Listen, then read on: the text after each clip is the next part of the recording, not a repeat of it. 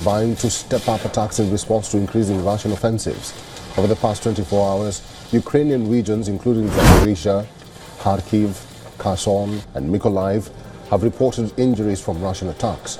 At least 7 people were injured in a missile strike, while 2 others were hospitalized, and 23 private homes, 12 apartment buildings and a post office suffered damage. All right, in other news, Russia has conducted fresh strikes on Ukraine's Zaporizhia region.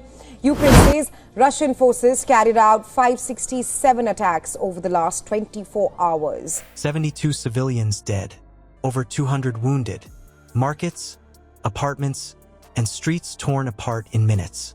This was not a random strike. It was Russia's largest drone assault on Kharkiv, designed to break Ukraine's will. But instead of surrender, Ukraine answered with a tactic Russia never expected. A swarm of homemade drones, each costing less than a used car, aimed straight at a military juggernaut. The question is, how did something so cheap erase decades of Russian firepower in under an hour? Stay with this video, we'll break down how it happened.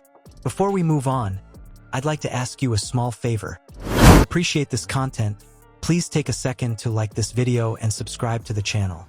Over 98% of you watch the videos without subscribing. Costs you nothing, but it makes a huge difference to us. So, did you click the subscribe button? Great, thank you so much. Now back to the video. How can a nation on its knees turn scrap electronics into a weapon that terrifies a superpower? That was the question raised in the shadow of Kharkiv's destruction.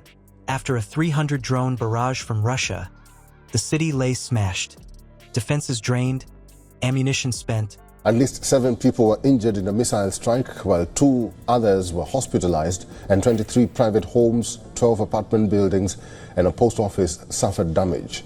Ukraine and Russia are exchanging fire on multiple fronts. Bridges are being destroyed, cities are burning and oil depots are under attack. Biggest Russian drone and missile attack of the war.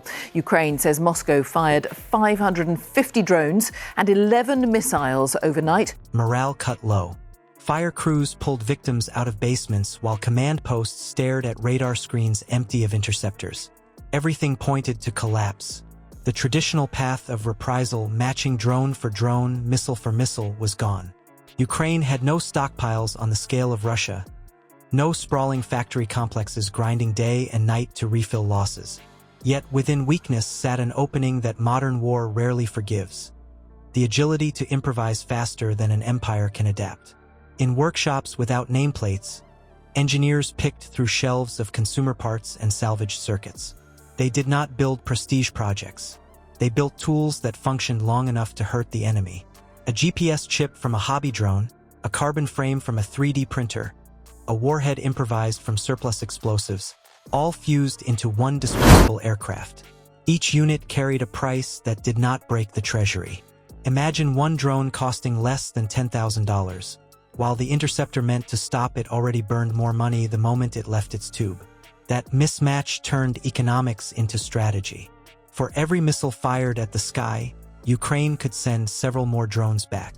To Russia launching a massive aerial assault against Ukraine, the biggest since the invasion more than 3 years ago. Vying to step up attacks in response to increasing Russian offensives. Over the past 24 hours, Ukrainian regions including Zaporizhia, Kharkiv, Kherson and Mykolaiv have reported injuries from Russian attacks. To end the conflict, his envoy, Steve Witkoff, is visiting Moscow today.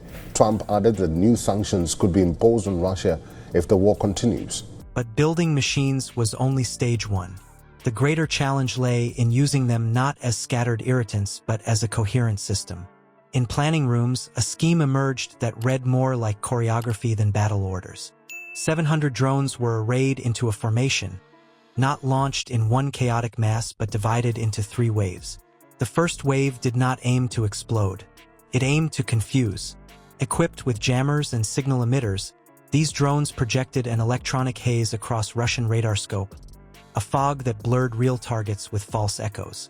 The goal? Blind the defense before the Real strike arrived. The second wave flew with full knowledge of sacrifice. These were the decoys. They lit up air defenses, absorbed surface-to-air missiles, and forced gunners to chase shapes across the night. Every round fired at them drained magazines that could not be refilled instantly. Their mission was destruction not of Russian assets, but of Russian readiness.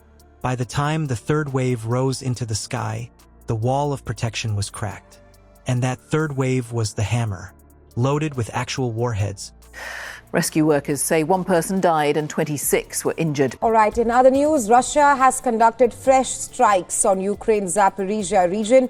Ukraine says Russian forces carried out 567 attacks over the last 24 hours. On the diplomatic front, US President Donald Trump has issued a 10-day ultimatum to Russian President Vladimir Putin. Guided by the cluttered signals of the fog, they slipped through weakened corridors and aimed at one point not on the front lines, but far deeper, the Belgar complex. Why Belgar?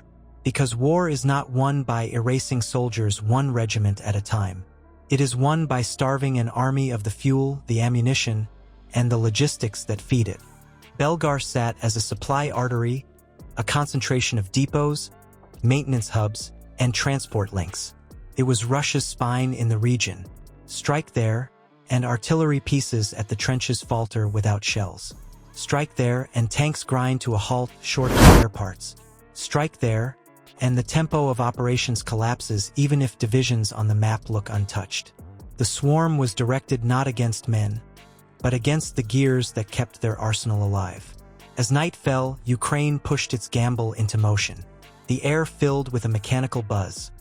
Not a single roar of jet engines, but hundreds of small propellers rising together. Radar operators glimpsed one blip, then a dozen, then too many to track.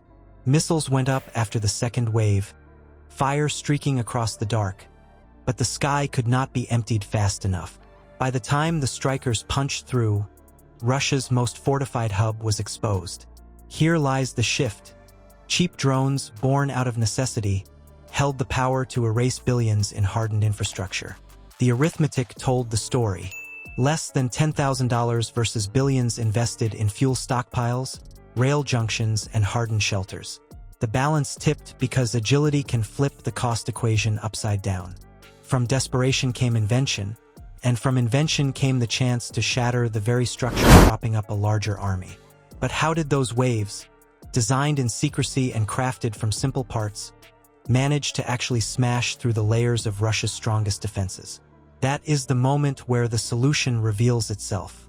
Belgar's destruction proved something a generation of generals tried to ignore. In an age of swarm warfare, no billion-dollar shield is safe from a $10,000 sting. The fracture point is no longer brute scale, but whether you can outthink the defense before it reacts. What would you do? Pour treasure into thicker walls, or scatter your bets on small weapons that multiply faster than anything that stops them? Comment your choice below. Subscribe and join a community that examines how asymmetric tactics are rewriting the brutal, unsentimental reality of war. One strike, one swarm, one lesson at a time.